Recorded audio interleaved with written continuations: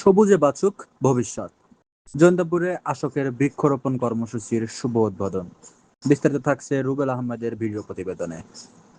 পরিবেশ সংরক্ষণ, জীববৈচিত্র্য রক্ষা এবং ভবিষ্যৎ প্রজন্মের জন্য একটি সবুজ ও বাসযোগ্য বাংলাদেশ গড়ে তোলার প্রত্যয়ে আন্তর্জাতিক মানবাধিকার সংস্থা আইন সহায়তা কেন্দ্র আশোক জৈন্তাপুর উপজেলা শাখার উদ্যোগে উপজেলার বিভিন্ন শিক্ষা প্রতিষ্ঠানে বৃক্ষরোপণ কর্মসূচির শুভ উদ্বোধন করা হয়েছে। উদ্বোধনী অনুষ্ঠানে প্রধান অতিথি হিসেবে উপস্থিত ছিলেন জৈন্তাপুর উপজেলা বিএনপির সাধারণ সম্পাদক আব্দুল হাফিজ।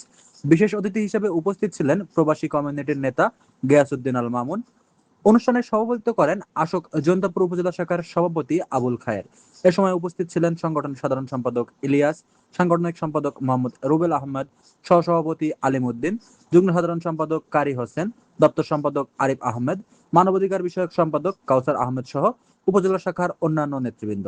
বক্তারা বলেন, জলবায়ু পরিবর্তনের বিরূপ প্রভাব মোকাবেলা, পরিবেশের ভারসাম্য রক্ষা এবং আগামী প্রজন্মের জন্য নিরাপদ পৃথিবী নিশ্চিত করতে বৃক্ষরোপণের কোনো বিকল্প নেই। শুধু গাছ লাগালেই হবে না, প্রতিটি চারা সঠিকভাবে পরিচর্যা করে বড় করে তোলার দায়িত্ব সবার। তারা সমাজের সর্বস্তরের মানুষকে নিজ নিজ অবস্থান থেকে বেশি বেশি গাছ লাগানোর আহ্বান জানান। পরে কর্মসূচির অংশ হিসেবে উপজেলার বিভিন্ন শিক্ষা প্রতিষ্ঠানে ফলস, বনজ ও ঔষধি গাছের চারা রোপণ করা হয়।